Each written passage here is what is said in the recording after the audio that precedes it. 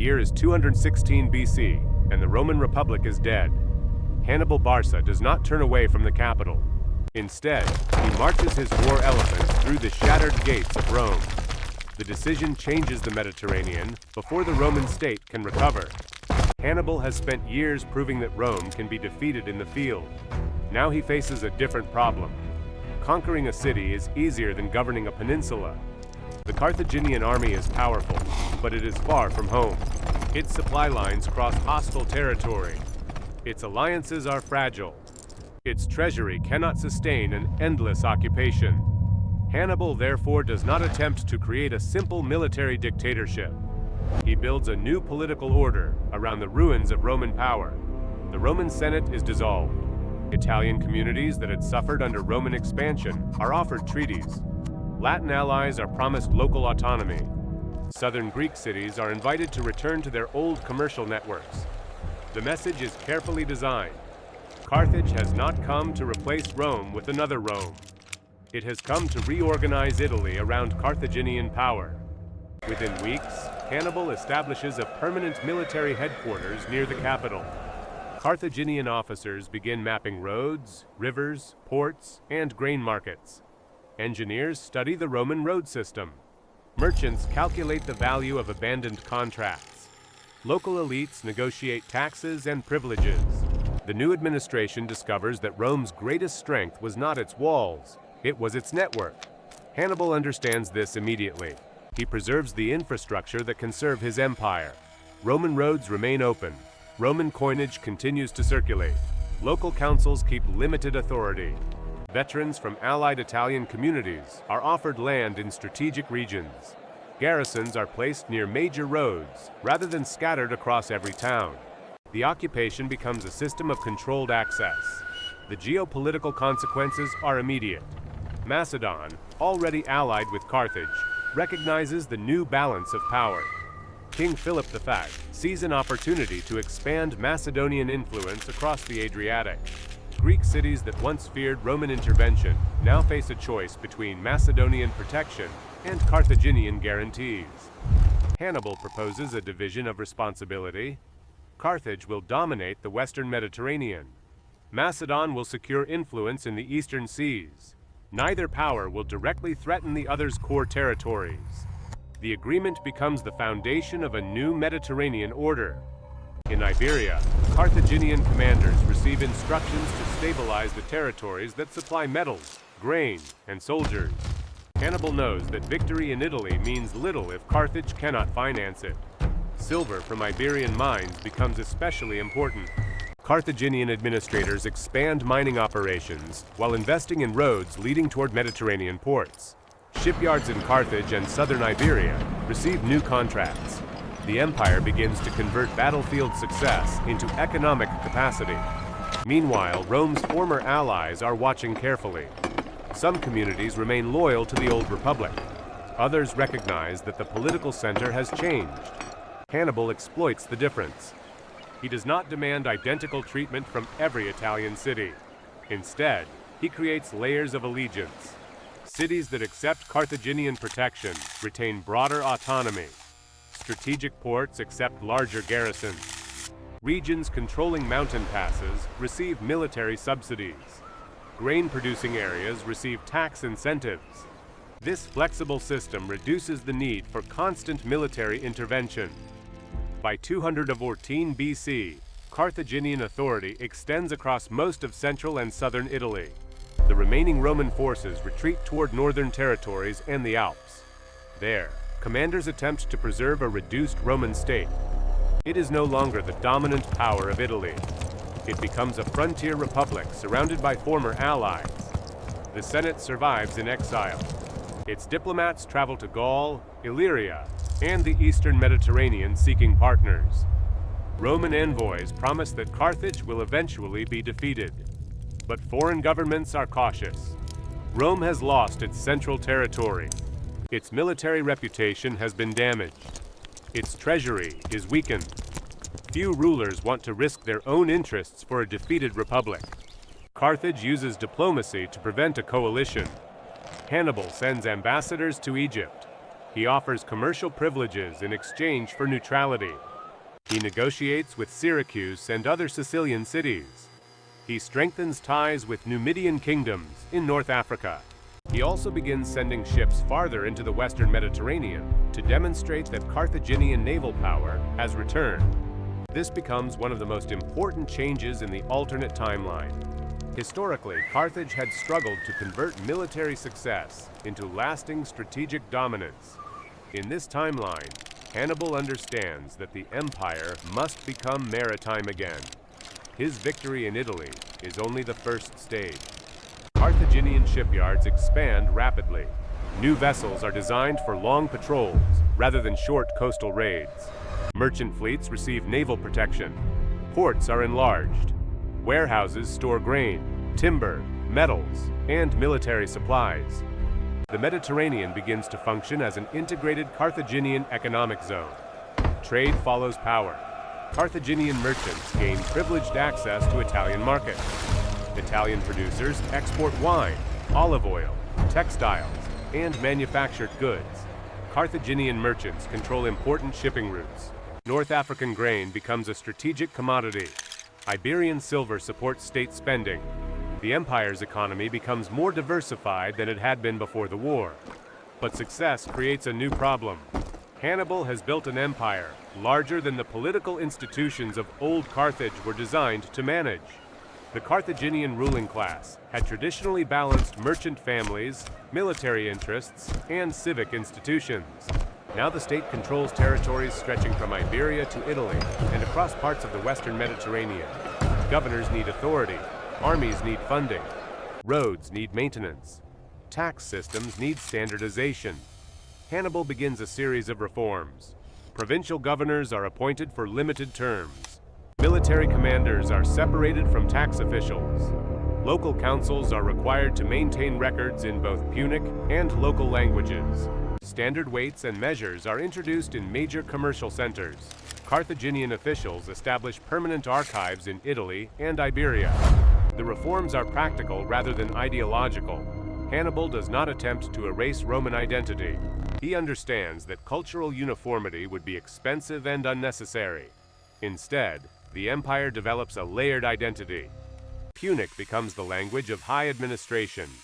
Greek remains important in diplomacy and scholarship. Latin survives throughout Italy. Local languages continue in provincial communities. This creates a political culture unlike either the old Roman Republic or the historical Carthaginian state. By 205 BC, the former Roman heartland is economically recovering. Cities that once supplied Roman armies now supply Carthaginian markets. Roads carry merchants instead of legions. Ports expand because Western Mediterranean trade has become safer. Yet the Roman exile government refuses to disappear. Its remaining commanders establish a defensive network in northern Italy and across the Alpine approaches. They recruit from communities that fear Carthaginian influence. Roman diplomats reach the Celtic tribes of Gaul. They offer trade agreements and military technology. Their objective is not immediate reconquest. It is containment. Hannibal responds with patience. Rather than launch another massive campaign, he builds a frontier system. Fortified settlements protect mountain routes. Allied tribes receive subsidies. Roman movements are monitored by scouts and merchants. Carthaginian fleets patrol the Ligurian and Tyrrhenian seas. The strategy works. The Roman state survives, but its ambitions shrink. It becomes a northern Mediterranean power, rather than an Italian superpower. Its political culture changes as well. Without a vast territory to govern, the old republican institutions remain more influential. Military commanders have fewer opportunities to dominate politics. Expansion is no longer the automatic solution to economic or political problems. Meanwhile, Carthage becomes increasingly confident. By 200 BC, the empire controls the Western Mediterranean trade network. Its influence reaches deep into Italy. Its alliances extend toward Macedonia and several Greek cities. Iberia provides strategic metals. North Africa provides grain. Sicily provides agricultural resources and a central naval position. The geopolitical map has been transformed. There is no Roman Mediterranean. There is a Carthaginian Mediterranean. but it is not uncontested. In the east, the Seleucid Empire remains powerful. Egypt watches Carthage and Macedon carefully.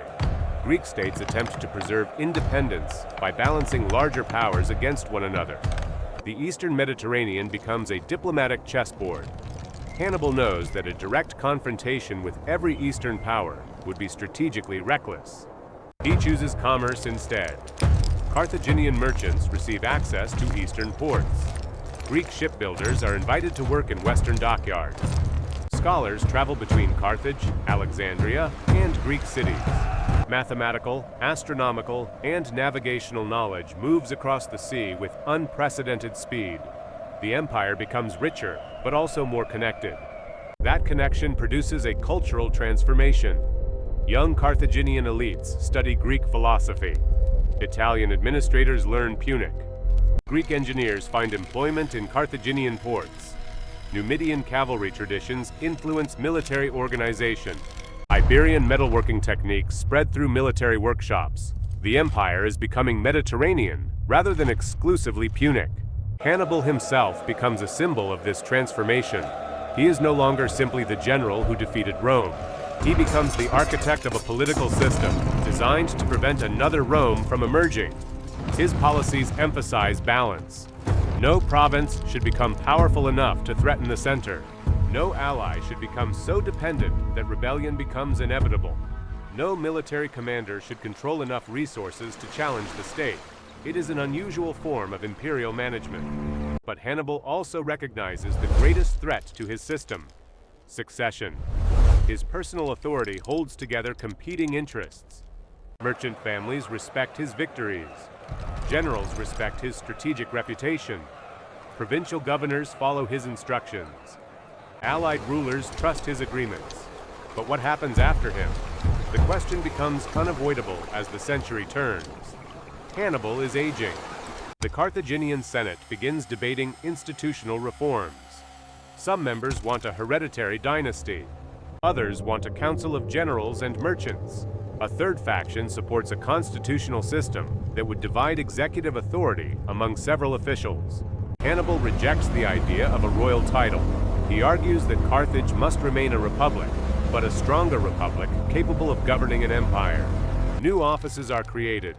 Provincial administration is standardized. Military commands become temporary. Major wars require approval from a central council. The reforms reduce the possibility of a succession crisis. They also create a political model that later generations will call the Western Carthaginian Commonwealth. By 190 BC, the term Roman power refers mainly to the Northern Republic. Its armies remain disciplined. Its cities remain wealthy. Its leaders continue to dream of restoration. But the strategic initiative belongs to Carthage. Then a new development changes the balance again. Roman engineers begin experimenting with improved artillery and fortified mountain defenses. Their commanders establish a chain of defensive colonies along the northern frontier. The objective is clear: wait for Carthage to weaken, then expand south. Carthage receives reports from spies and merchants. The Senate debates whether to act. A faction argues for a preventive campaign. Another warns that another major war would damage trade. Hannibal supports neither extreme. He proposes economic containment. Carthaginian merchants receive tax incentives to invest in northern markets. Neutral communities near the frontier are offered favorable trade agreements.